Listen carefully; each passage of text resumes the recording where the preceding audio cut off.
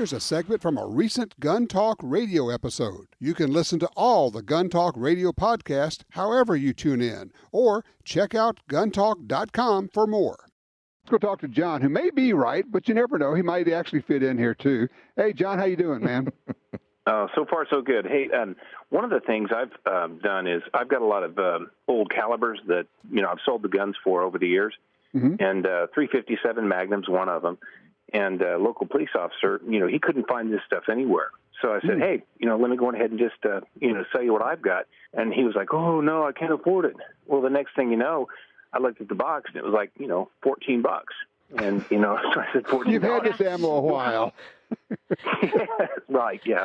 Since the 80s, I'm sure. But anyway, so, I looked online, and the stuff I was, had in my hands was worth $69. And I thought, man, there is no way I could do that to a friend. So I decided, I'll give it what I paid. Well, it got around his work. The next thing you know, hey, do you have any 380s? Yes, I do. So, how much you want? $12.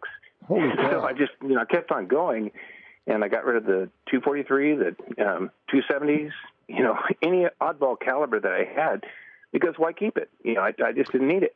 And so anyway. John, I'm looking. Tulsa is pretty much in the center of the country, so we could all be there. It'd be no problem at all for us to all drive down there. Road trip. There you go. Well, I didn't have too much, just a couple boxes, but still, it was taking up room in the safe, and I thought, why not give it away?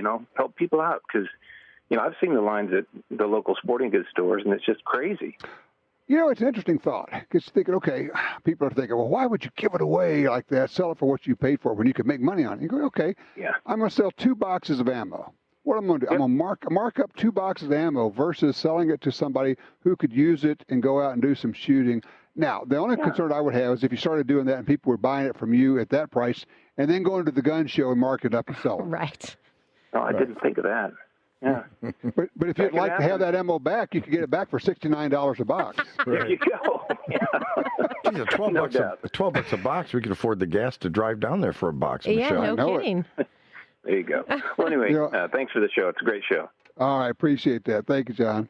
Yeah, as a matter of fact, I just looked at a picture I took last year of a box of 257 Weatherby ammo I had. Wow. Still had the price tag on it from G.I. Joe's.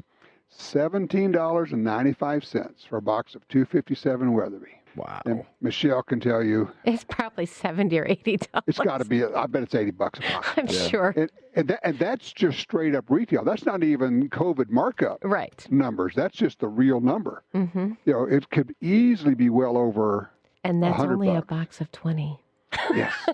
Well, a friend of mine was just watching a keg online auction for a keg of 4350 powder, regular old rifle powder, right? Mm-hmm.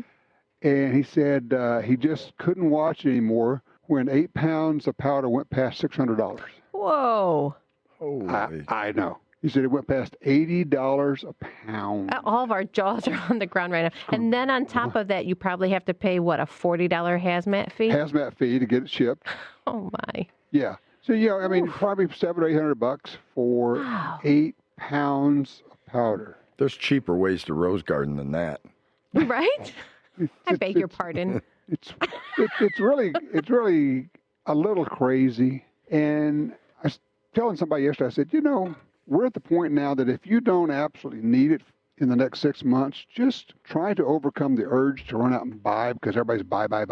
Mm. If you're not going to shoot it, just wait it out. This, I don't know when, but this has got to come down. Well, we were talking about that right before the show started, Michelle and I. I mean, we were drinking heavily first, but then after that, so. Yeah, sure. Yes. We were talking about, it gets to the point where I see a lot of people, then a lot of folks I talk to, are buying ammo and not doing a lot of shooting.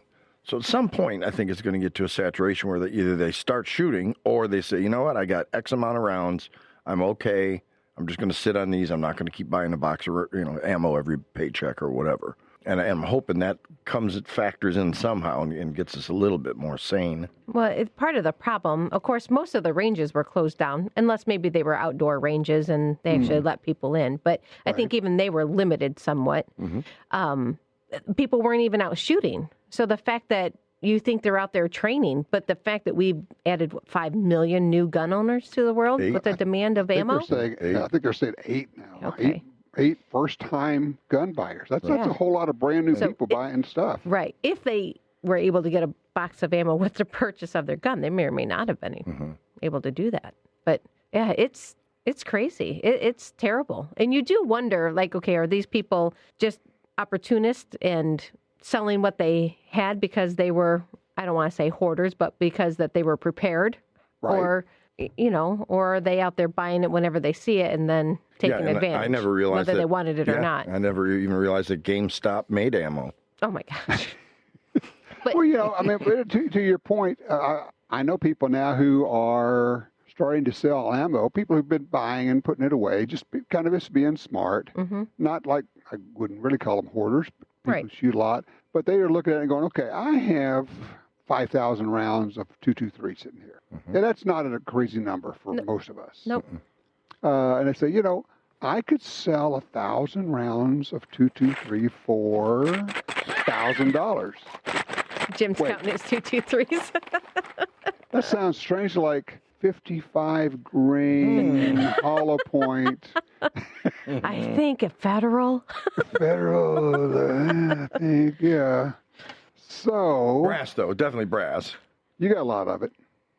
Brass. Yeah. So is that loaded ammo? Or is that just brass? No, that's loaded ammo. I don't hand load yet. What do you do with your brass? I donate it to nature usually. I see. What I like to do is just drive by crime scenes and throw it out the window. Oh my gosh!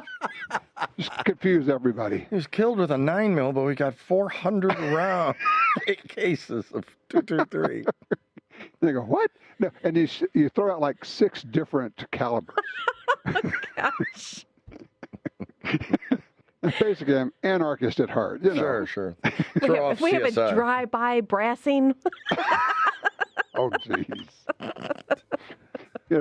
And then that's when you start the whole crowd just descends on the place with people picking up the brass. Oh, look, the reloaders have arrived. Yeah. To answer your question, Tom, seriously, I have a buddy that comes out and shoots, and he grabs all the casings that everybody else leaves behind. Oh, okay. Yeah. Well, I knew you weren't tossing it.